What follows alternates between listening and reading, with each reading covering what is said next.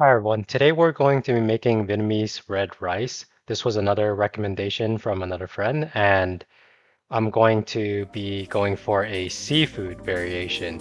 So with Vietnamese rice dishes, there's always like a baked egg side dish, and I'm going to be using oyster mushrooms and imitation snow crabs for the filling, just to be consistent with the seafood theme.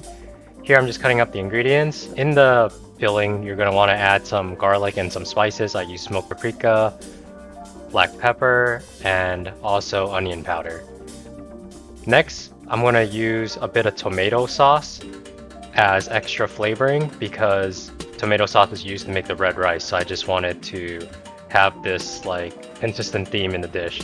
Here you see me adding 3 eggs, but you're actually going to need 4 eggs, so I add an extra egg after this that I didn't record. You'll need enough eggs for it to solidify into an baked egg dish. Go ahead and just put in the oven for 30 minutes at 350. So with fried rice, I usually like frying eggs separately for a little bit first. You actually wouldn't mind using too much oil here because if the eggs are really oily, you can later add the oily eggs back to the fried rice and that would prevent the rice from sticking to the pan. It actually works pretty well if you use more oil here. Now let's start frying up the red rice while the egg dish is baking. Go ahead and melt a quarter stick of butter in a wok. Add in some onions and minced garlic and basically just stir fry it until the butter starts melting. Once the butter is completely melted, we'll be adding in white rice. For fried rice, you always want to use white rice that has been in the fridge for at least overnight. You can use rice that's been in the fridge for multiple days. So my rice has been in the fridge after cooking it for about 2 days. And this makes it so the consistency is really good for frying.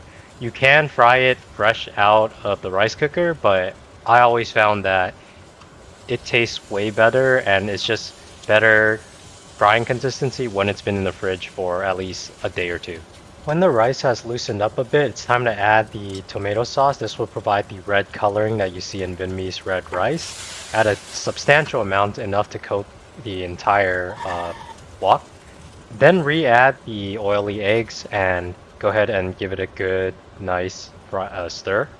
Continue frying this for a few minutes until you feel that the rice is completely loose, the eggs are nice and firm. After that, we're going to want to season our Vietnamese red rice. I'm using a half soy sauce, half fish sauce with chili flakes seasoning. This will give it that authentic Vietnamese flavor. And I'm also adding a bit of parsley at the very end just for a little bit of color. Continue stir frying the fried rice until everything is cooked through. The sauce has more or less evaporated into the rice so that you don't have any sogginess. Alright, the main topping for our red rice is going to be scallops. Scallops are actually really tasty when paired with fried rice in Asian dishes.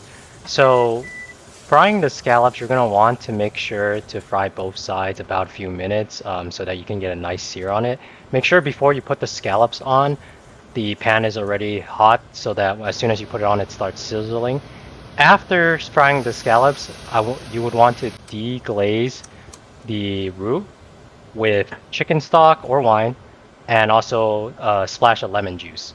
I added a bit of cayenne pepper just to make the sauce tasty, but we're going to pour this sauce onto the scallops and you're going to have an awesome scallop flavor to go with the fried rice.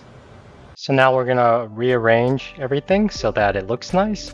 Go ahead and put the rice in a bowl, then put the bowl on a plate and you'll have this nice shape that you normally see for Vietnamese red rice. I'm gonna go ahead and plate some veggies on the side, tomatoes and cucumbers, just so that when you're eating the red rice, you have something to crunch to that's not, seafood and rice. Then I'm gonna go ahead and add 3 slices of the egg crab cake onto the side of the dish, and finally I'm going to add the scallops on the other side of the dish and drench it in that scallop sauce that we deglazed.